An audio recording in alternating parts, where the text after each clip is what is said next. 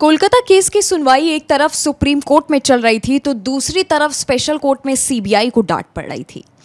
आज जो प्रकरण कोर्ट में हुआ है उसके बाद से सबसे ज्यादा सवाल दूसरी तरफ सीबीआई पर भी खड़े हो गए हैं कि आखिरकार सीबीआई क्यों वो सबूत पेश नहीं कर पाई, जबकि सीबीआई को इतना ज्यादा वक्त मिला हुआ था। लेकिन आज भी सीबीआई के पास कोई ऐसे सबूत नहीं थे, कोई ऐसे मुद्दे वाली बात नहीं थी जिस पर वो अपनी बात पर अड़ी रहे और साथ ही ये कह सके कि ये केस हम सुलझाने वाले हैं। सुप्रीम कोर्ट में जो सुनवाई हुई उसमें क्या क्या हुआ उस पे हमने वीडियो बनाई है और इससे पहले हमने उसमें तमाम तरह की बातें की, लेकिन स्पेशल कोर्ट में आखिरकार सीबीआई को फटकार क्यों लगी, इस पर बात करेंगे। मेरे साथ अभिषेक मौजूद हैं। अभिषेक, स्पेशल कोर्ट में आज सीबीआई के साथ क्या हुआ है जो चर्चा का विषय बना है? नंदिनी, सुप्रीम कोर्ट में जो सुनवाई हुई, हम लोगों ने बाकायदा दर्शकों को ये बताया कि कपिल सिब्बल फिर से ये कह रहे थे कि लाइव स्ट्रीमिंग नहीं होनी चाहिए। तमाम सवाल उठे, सीबीआई को वक्त भी मिला जांच के लिए, लेकिन जब स्पेशल कोर्ट में सीबीआई गई और संदीप घोष और अभिजीत मंडल जो दो आरोपी जिनको पकड़ा गया है, उन लोगों को जब सीबीआई कोर्ट में पेश किया गया, उनकी कस्टडी खत्म हो रही थी, तो उसके बाद बाकायदा कोर्ट को ये कहना पड़ा कि सीबीआई को जांच में इतना लापरवाह नहीं होना चाहिए। अब ये कहना क्यों पड़ा कोर्ट को, इस बात पे मैं आता हूं और बताता हूं कि इन दोनों के वकीलों ने ऐसी कौन सी दलील दी कि जज साहब को एक तरह से समझिए कि गुस्सा आ गया। तो मैंने जो पढ़ा, जो खबरें सामने आई, उसमें ये मुझे पता चला कि सीबीआई जब अपनी दलीलें रख रही थी तो अभिजीत मंडल जो ताला थाने के एसएचओ रहे हैं, उनके वकील ने कहा कि मेरे वकील पिछले कुछ दिनों से न्यायिक हिरासत में हैं, लेकिन उनसे एक भी मिनट की पूछताछ नहीं की गई है। अब सवाल ये है कि सीबीआई बार बार कस्टडी ये कहकर मांगती है कि मुझे दोनों को बिठाकर पूछताछ करने की जरूरत है, तमाम रिकॉर्ड खंगालने की जरूरत है, सबूत जुटाने की जरूरत है, लेकिन उसके बाद होता यह है कि वो पूछताछ नहीं करती है। आखिर ये वकील ने किस दावे के आधार पर कहा है? ऐसे में दोबारा न्यायिक हिरासत में भेजने की जरूरत क्या है? ये सवाल खुद अभिजीत मंडल के वकील ने वहां जज साहब के सामने रखा और सीबीआई के वकील से समझिए एक तरह से पूछा। और उससे भी आगे बढ़ के संदीप घोष के वकील ने यह कहा कि अगर सीबीआई ताला पुलिस स्टेशन के सीसीटीवी, हार्ड डिस्क और डीवीआर के निकाले गए डेटा के आधार पर पूछताछ करना चाहती है तो ये सवाल उठेगा कि पूछताछ होनी क्यों चाहिए। वो मेडिकल कॉलेज के प्रिंसिपल थे, ताला पुलिस स्टेशन के नहीं थे।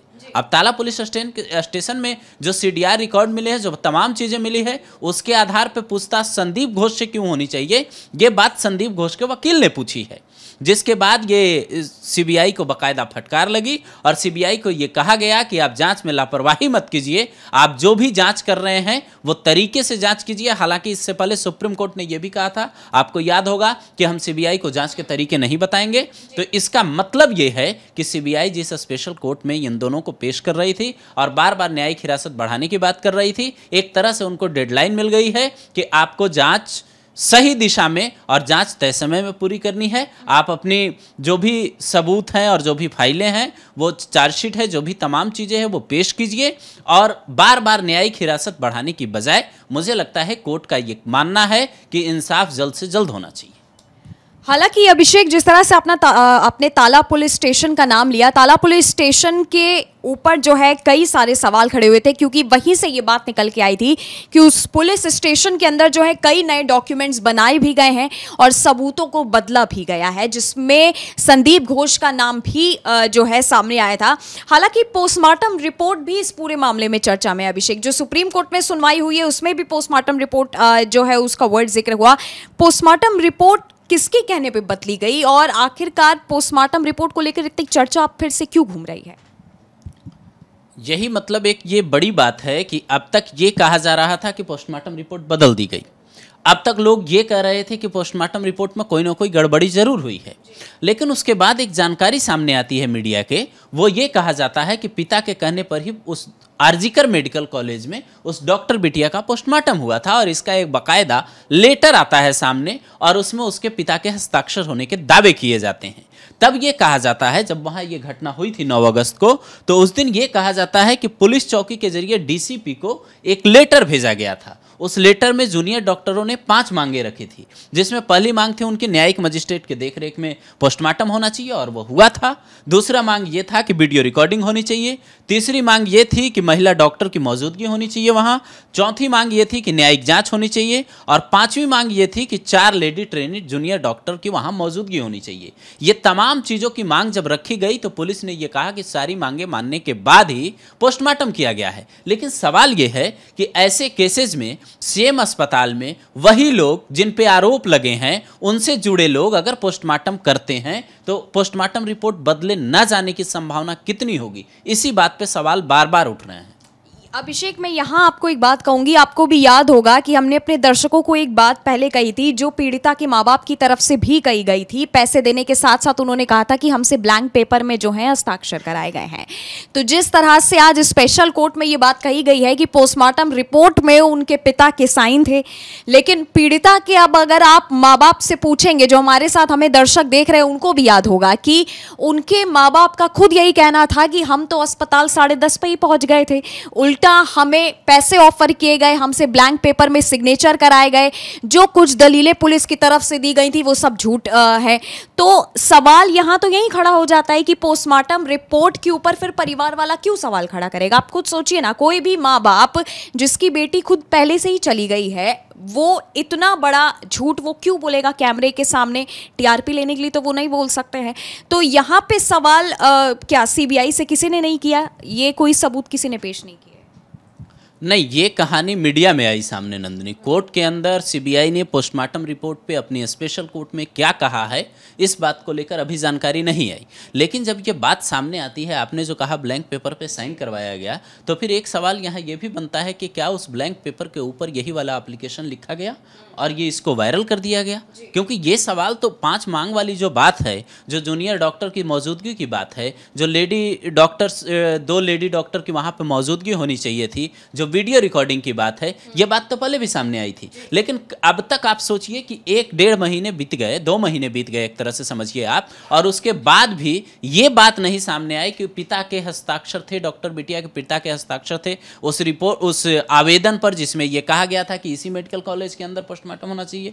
अब सवाल यही उठ रहे हैं। ये सवाल बिल्कुल जायज़ है और इसका जवाब मुझे लगता है ये जो लेटर सामने आया है, ये लेटर के आधार पर जो दावे किए जा रहे हैं, इस लेटर की भी मुझे लगता है फॉरेंसिक जांच होनी चाहिए, ताकि ये पता चले कि ये लेटर बाद में लिखा गया, लेटर पहले लिखा गया है, आखिर लेटर लिखा किसने, ये भी बड़ा सवाल है। बिल्कुल। और जिस तरह से डॉक्टर्स के प्रदर्शन की मैं अगर बात करूंगी, तो आज सुप्रीम कोर्ट में जो सुनवाई हुई उसमें एक डॉक्टर्स का पक्ष भी रखा गया कि जितने भी डॉक्टर्स प्रदर्शन पे हैं वो अपनी ड्यूटी पर जो है वापस लौट जाएं।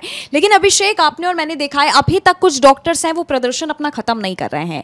क्या अब कोई नया मोड़ इस केस में आने वाला है? इतनी सारी मांगे होने के बाद, इतना सुप्रीम कोर्ट में जितनी भी सुनवाई हमने और आपने देखी, कुछ मांगे मांगी गई हैं, ऐसा नहीं है डॉक्टर्स की सभी मांगों को अनसुना कर दिया गया हो। इस वक्त डॉक्टर्स अब भी क्यों प्रदर्शन कंटिन्यू करना चाह रहे हैं? जैसे मैंने पिछले केस में बताया था, 2-3 कॉलेजों का नाम बताया था कि इस कॉलेज से ये कहानियाँ सामने आई है, वैसे एक नए कॉलेज की एंट्री हुई है नंदिनी। वो इस केस से नहीं जुड़ा है, लेकिन उस कॉलेज का नाम आना बेहद ज़रूरी है और उस केस को समझना ज़रूरी है कि आखिर डॉक्टर प्रोटेस्ट कर क्यों रहे हैं। और बाकायदा 2 अक्टूबर को गांधी जयंती के मौके पर वो लोग सामूहिक रैली निकालने वाले हैं, ऐसा ऐलान किया है। तो सवाल ये है कि आखिर हुआ क्या?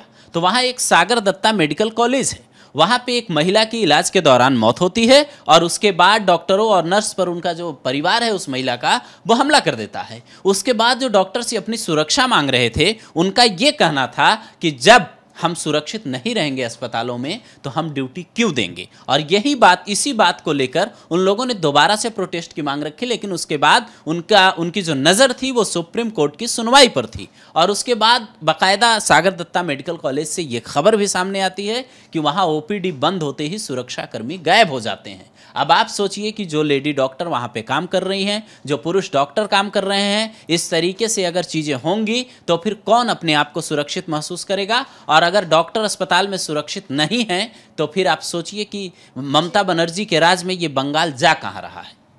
हालांकि जिस तरह से कलकत्ता से एक के बाद एक बैक टू बैक आपने देखे कई मामले सामने निकल के आए हैं, हाल ही में कलकत्ता में जो केस हुआ है उसके बाद से इंसाफ एक तरफ हो गया है, लेकिन सीबीआई आखिरकार जांच क्या कर रही है, सीबीआई को जांच में इतनी देरी क्यों हो रही है?